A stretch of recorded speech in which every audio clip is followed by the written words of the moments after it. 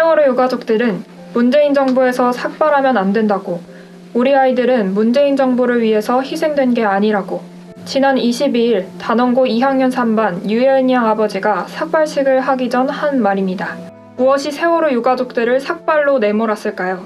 오늘 저희 물음표는 임기가 약 1년 남은 문재인 정부의 세월호 참사 진상규명, 그리고 책임자 처벌은 어디까지 진행되었는가에 대한 이야기를 해보려 합니다. 지난 2017년 세월호 참사 3주기에서 당시 문재인 더불어민주당 대선 후보는 새 정부는 곧바로 특조위를 구성해서 모든 진실을 낱낱이 규명하겠다. 국회에서 법 통과가 안 되더라도 대통령 권한으로 특조위를 재가동시키겠다고 약속했습니다. 실제 2017년 5월 문재인 정부 출범 이후 세월호 참사 제2기 특별조사위원회 설치를 포함한 사회적 참사 특별법이 2017년 11월 본회의에 상정 통과되었습니다. 박근혜 정부가 강제 해산시킨 세월호 참사 특별조사위원회가 사회적 참사 특별조사위원회에서 진상규명과 책임자 처벌을 할 수 있는 기회가 생긴 겁니다. 그리고 얼마 전인 2020년 12월 9일, 12월 10일 종료 예정이던 사참위 활동기한을 2022년 6월까지 1년 6개월 연장하는 사회적 참사 특별법 개정안이 국회를 통과했습니다. 하지만 이번 개정안도 사참위의 활동기한을 연장할 뿐 실질적 변화를 가져오기에는 턱없이 부족하다는 평가를 받고 있습니다. 이번 개정안은 영장 청구권과 압수물 열람 신청 권한을 포함시켰지만 유가족들이 끊임없이 요구했던 수사권은 이번에도 배제됐기 때문입니다. 여전히 검찰에 의해 진상규명이 좌우되는 현실이 변하지 않은 겁니다. 한편 지난 1월 19일 검찰 세월호 참사 특별수사단은 1년 2개월에 걸친 최종 수사 결과를 발표했습니다. 수사 결과에 따르면 특수단은 17개 혐의 가운데 2건만 기소를 하고 나머지 혐의에 대해서 대부분 무혐의 처리를 했다고 합니다. 여기서 주목할 부분은 박근혜 정부 당시 국정원과 기무사가 유가족을 사찰했다는 의혹, 당시 법무부가 세월호 수사팀에 외압을 행사했다는 의혹, 그리고 해경이 세월호 피해자 고 임경빈 군의 구조를 방기했다는 의혹까지 모두 무혐의 결론을 내려졌다는 점입니다. 이에 유가족 측은 특수단의 발표 내용은 제대로 된 세월호 참사의 진상규명과 책임자 처벌을 염원하는 국민들이라면 도저히 용납할 수 없는 것이라며 검찰의 부실 수사에 대해서 규탄했습니다. 보통 아쉽다고 하잖아요. 근데 저희는 아쉬운 감정을 떠나서 좀 더 이제 분노하는 감정에다 참담한 감정까지 있는 거죠. 가족들과 국민들이 5만 명이 넘는 그 국민들이 같이 해주신 거고요.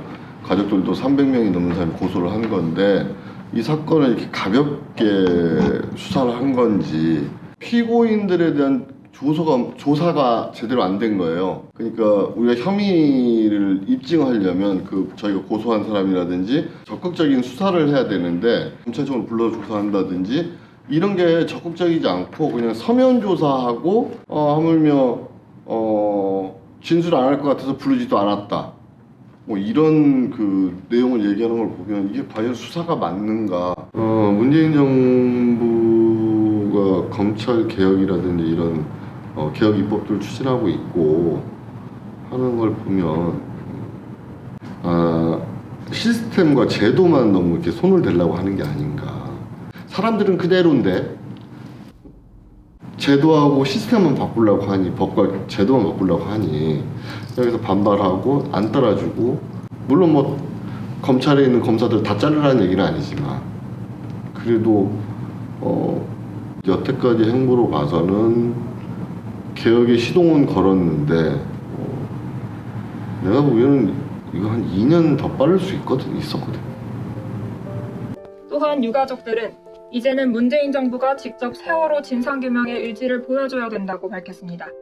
문재인 정부는 그동안 일관되게 검찰 수사 결과를 지켜보고 미흡하면 나서겠다고 이야기해왔다.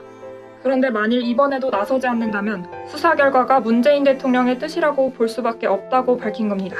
문재인 정부가 출범하고 나서 많은 노력들이 있었죠. 우리가 인정할 만한 노력을 했느냐, 이런 부분에 대해서는 문재인 정부도 반성해야 될 부분이 많다고 생각을 해요. 문재인 정부에서 한 얘기예요. 촛불 정부라고 지칭하고 촛불을 세월호 가족들이 맨 처음 촛불을 점화시켰다 이렇게 얘기하면서도 우리는 진상규명에 더 적극적으로 대통령이 어떠한 그러니까 청와대에서 할 수 있는 행보를 모든 그러니까 적법한 행보겠죠. 적법한 행보를 할 줄 알았는데 이걸 주저주저 하니까 가족들이 되게 실망감이 크고 총선이 15일이었잖아요 작년. 우리가 16일 날 기억식을 해요. 4월 16일. 제가 그때 찾아왔던 국회의원들한테 다 얘기한 게 그 얘기였어요. 180석 됐으니까 이제 두고 보자고. 안 해주기만 하라고. 근데 올라가면 올라갈수록 핑계는 더 생기는 것 같아요. 근데 국민들이 170석, 180석을 해주는 이유가 있잖아. 힘있게 밀고 나가라고 해주는 건데 그걸 못하니까 이번에 사찰입법 개정을 하면서 국회에 가서 또 저희 대화를 많이 했어요. 그 여당 의원님들하고도 대화 많이 하고 많이 아쉽죠. 국민들이 그만큼 뒤를 밀어줬으면 힘있게 밀고 나가야죠. 저도 지금 문재인 정부의 성공을 바라요. 끝까지. 하지만 세월호 참사 진상규명에 대해서 좀 더 적극적이지 않다면 과연 문재인 정부가 성공한 정부라고 할 수 있을까? 대통령 선거 딱 끝나고 맨 처음에 찾아온 게 저희한테 왔었어요. 그렇다면 끝나고 대통령 임기가 끝나고 가실 때도 저희한테 오셔야 되지 않나.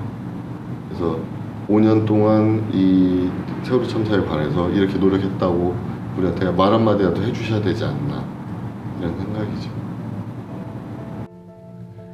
세월호 참사로 촉발된 촛불혁명으로 세워진 문재인 정부가 세월호 참사 진상규명의 사명을 헌신짝처럼 내버리면 안 된다는 유가족분들의 의견이 무겁게 다가오는 것 같습니다.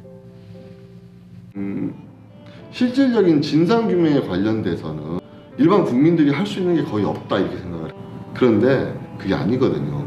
그 관심 갖고 지켜봐 주시고 그러니까 뭐라도 이렇게 좀 가족들이 한다 그러면 응원합니다 해시태그라도 좀 붙여주시고 하면 그게 우리한테 되게 큰 힘이거든요. 왜 이 참사가 났는지 아직 다 밝혀진 건 아니지만 그래도 밝혀진 부분들이 있어요. 그 부분들만 봐도 조각조각 편민으로 밝혀진 부분들만 봐도 왜 구하지 않았지? 막 이런 그 질문들은 나오잖아요. 이런 밝혀진 작은 편인들에 관해서도 좀 관심을 좀 가져줬으면 좋겠고 잊지 않았으면 좋겠어요.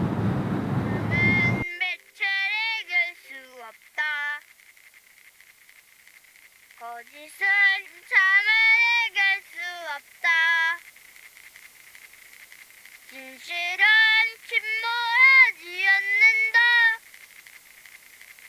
우리는 포기하지 않는다.